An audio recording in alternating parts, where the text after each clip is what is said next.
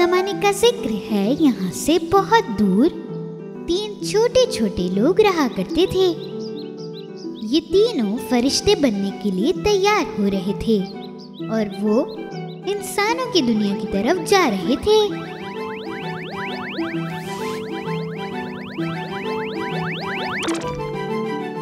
अब इंतजार किस बात का है दोस्तों, चलो। मैं तो बड़ा एक्साइटेड हूँ कि हम आखिरकार कामयाब हो गए। मैं चाहती हूँ कि हर कोई खुश रहे। अगर हमें इंसानों को खुश रखना है तो हमें अपना दिल साफ और अच्छा रखना होगा। एक बहुत पुराने घर में एक बूढ़े अंकल रहा करते थे।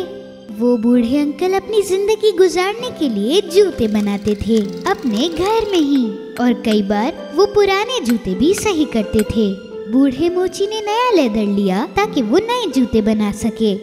एक दिन उसने अपने बनाए हुए पैसों से लेदर लिया। वो घर आया, जो लेदर का टुकड़ा वो लाया था उससे सिर्फ एक ही जूता बन सकता था। उसने वो लेदर को अपनी टेबल पर रखा, अपना कमरा बंद किया और सोने के लिए लेट गया।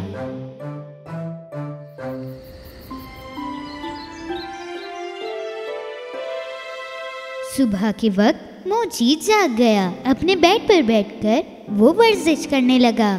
उसके दिमाग में नए नए आइडियाज आने लगे और हमेशा की सुबह की तरह उसने अपना नाश्ता खत्म किया जो कि उसकी बीवी ने बनाया था। अरे शुक्रिया मेरी बेगम, इतने अच्छे नाश्ते के लिए। आज मुझे बेहद अच्छा जूता बनाना है। कल रात तुमने जूते बनाए थे, क्या तुम मेरे लिए भी बना दोगे? वो ये सुनकर बहुत हैरान हुआ क्योंकि रात को कोई उसने जूता बनाया ही नहीं था। वो जल्दी से उठा और अपनी वर्कशॉप की तरफ निकला और उसकी बीवी उसके पीछे। जैसे ही उसने दरवाजा खोला तो उसने देखा जो लेदर का टुकड़ा उसने रात को रखा था वो वहाँ पर नहीं है, बल्कि उसकी जगह एक जूतों का पेयर है। उस बूढ़े मोची की आंखें खुली की खुली रह गईं। ये जूता मैंने कब बनाया? मुझे तो कुछ याद नहीं आ रहा। लगता है मैं बहुत बूढ़ा हो गया हूँ। उस बूढ़े मोची को जूते बहुत पसंद आए, इसलिए उसने जल्दी से उसे दुकान पर रख दिया। थोड़ी ही देर बाद एक अजनबी ने उन जूतों को देखा और अंदर आ गया। एक्सक्यूज मी सर, वो जूते जो बाहर रखे हैं मुझे बहुत पसंद आए। मैं इसे खरीदना चाहता हूँ। मैंने इससे अच्छे जूते आज तक नहीं देखे। बूढ़े मोची ने बहुत खुश होकर उन जूतों को बेच दिया और उसे उन जूतों की कीमत भी बहुत अच्छी मिल गई थी। इस बार वो बूढ़ा मोची 3 लेदर के टुकड़े लेकर आया और एक और दफा उसने उन लेदर को टेबल पर रख दिया। इससे पहले कि वो कमरे से जाता उसने एक दफा पीछे मुड़कर देखा और वहां से चला गया।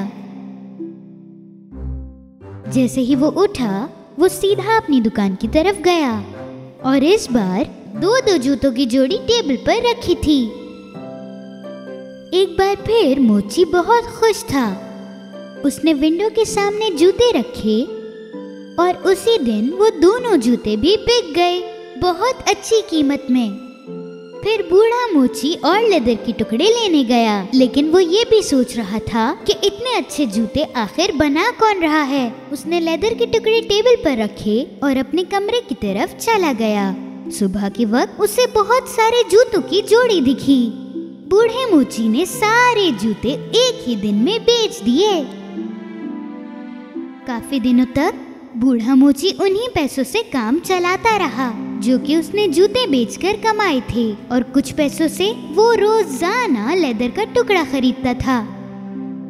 लेकिन बूढ़ा मोची अभी भी यही जानना चाहता था कि ये जूते आखिर बना कौन रहा है। और एक रात उसने सोचा कि वो अपनी दुकान की अलमारी के अंदर छुप जाएगा और देखेगा कि ये जूते आखिर बना कौन रहा है। आज तो मैं इन जूते बनाने वालों को देखकर ही रहूंगा। जब आधी रात हो चुकी थी तो दुकान की खिड़की खुली और वो तीनों छोटे लोग अंदर आए। उनमें से एक ने गलती से फ्लावर पॉट नीचे गिरा दिया। ये आवाज सुनकर बूढ़े मोची ने जल्दी से अलमारी खोली। तुम्हें मैंने समझाया भी था कि शोर मत करना। जब बूढ़े आदमी ने थोड़ा सा दरवाजा खोला हुआ था, उसे अपनी आंखों पर यकीन नहीं हो रहा था। उसने अपनी आंखें मसली और दोबारा देखा और उसने देखा कि 3 छोटे लोग टेबल पर जूते बना रहे थे।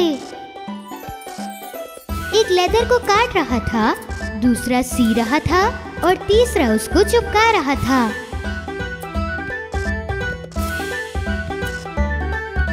फिर उन्होंने लेसेस बांधे और शूज को पॉलिश करने लगे।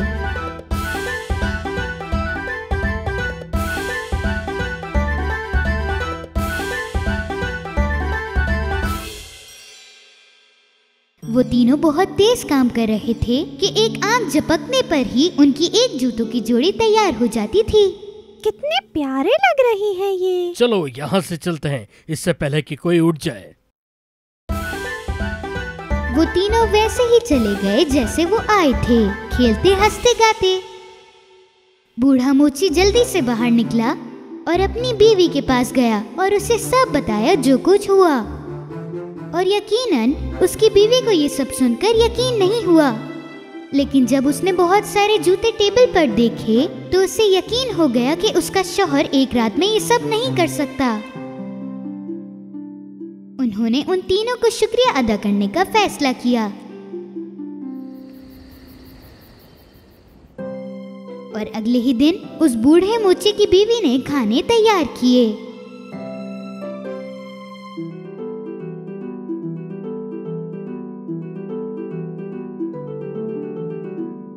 आधी रात को जब वो तीनों घर आए तो उन्होंने खाना टेबल पर देखा। ये खाना देख रहे हो तुम लोग? ऐसा लग रहा है हमारे लिए बनाया है। हाँ, ये हमारे लिए ही है, वरना भला इस टाइम और कौन खाना खाएगा। मेरे ख्याल से हमारा इस घर का मिशन कंप्लीट हुआ। अब हमें किसी दूसरे घर जाकर उसकी मदद करनी होगी। बूढ़ा मोची और उसकी बीवी दुकान के अंदर आए और खाना देखने के बजाय उन्होंने देखा कि वहाँ जूते थे। उस दिन के बाद वो तीनों कभी भी नहीं आए। बूढ़ा मोची और उसकी बीवी के पास इतने पैसे आ चुके थे कि वो पूरी जिंदगी उनमें गुजार सकते थे। मोची को लगा कि काफी सालों तक काम करने के बाद ये उसको उसका तोहफा मिला है और इसीलिए वो कभी भी अपना काम करने से नहीं रुका। और जब भी वो उन तीनों के बारे में सोचता तो वो उन्हें हमेशा दुआएं देता।